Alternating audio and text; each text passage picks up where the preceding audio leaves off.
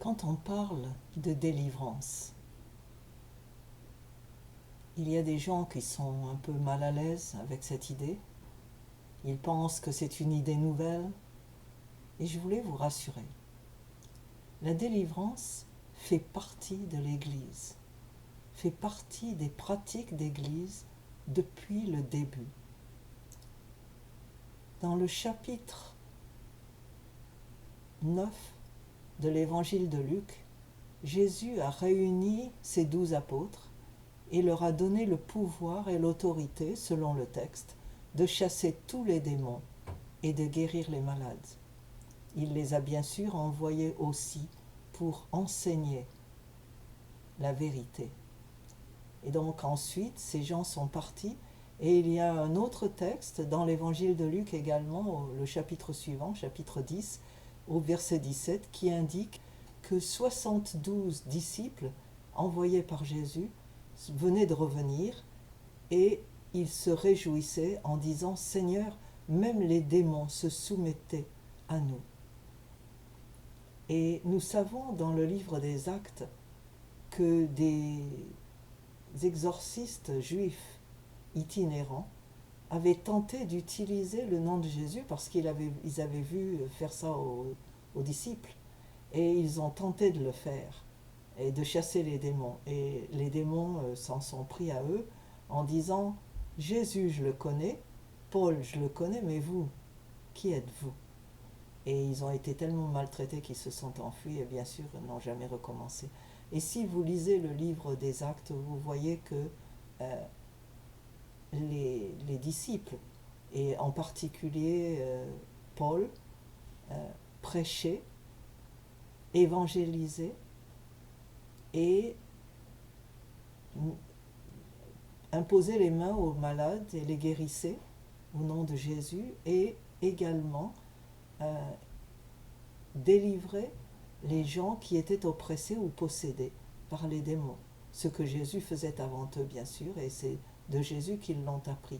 Donc on voit que ça, c'était une pratique normale qui faisait partie de l'annonce du royaume de Dieu dès le début.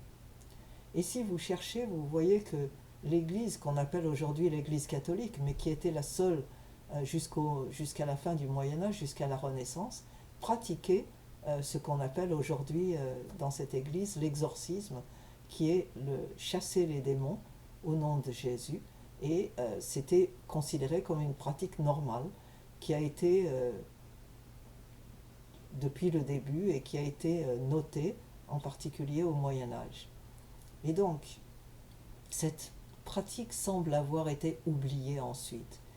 Elle a été oubliée, elle a été peut-être laissée un peu de côté.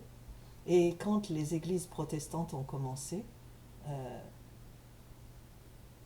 peut-être qu'elles le faisaient, mais il y a aujourd'hui une recrudescence dans la découverte et la pratique de la délivrance dans les églises protestantes qui continuent d'être appelées exorcisme chez les catholiques. C'est une pratique normale parce que beaucoup de maladies, en particulier des maladies mentales, sont causées en partie, pas toujours, mais en partie, par des oppressions démoniaques. Nous savons que les démons existent. Ça fait partie de la parole de Dieu qui nous enseigne cela. Donc il faut le croire. Et si vous avez reçu des conseils, si vous êtes allé voir un conseiller, un pasteur qui vous dit que vous avez besoin de délivrance, ça n'est pas une chose anormale. C'est quelque chose qui fait partie des soins apportés aux gens qui souffrent. Dans certaines églises, on appelle ça la cure d'âme. Elle va de pair avec l'enseignement, les conseils spirituels, les conseils concernant le quotidien de votre vie. Et c'est aussi une prière et une attaque de l'oppression démoniaque en vous et autour de vous. Donc, il n'y a rien d'anormal à ça. Et il faut savoir que la délivrance n'implique jamais une violence physique. Si vous voyez une violence physique dont souffriraient des gens qui sont venus pour être délivrés, ça n'est pas la délivrance comme Jésus l'a pensé, l'a préparé, l'a faite. Jésus a parlé aux démons. Il leur a commandé de sortir des gens qui étaient oppressés par eux. Il les a délivrés.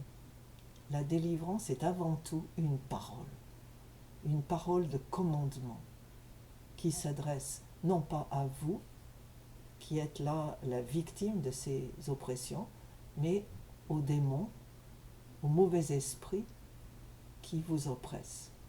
Et par conséquent, il n'y a aucune crainte à avoir. Et la délivrance ne peut prendre place, ne peut avoir lieu que si vous êtes d'accord, si vous avez accepté de vivre cette expérience. De la même manière que personne ne peut vous tirer de force chez le docteur ou à l'hôpital pour faire un scan. Voilà. Donc, c'est normal. La délivrance fait partie de la vie chrétienne.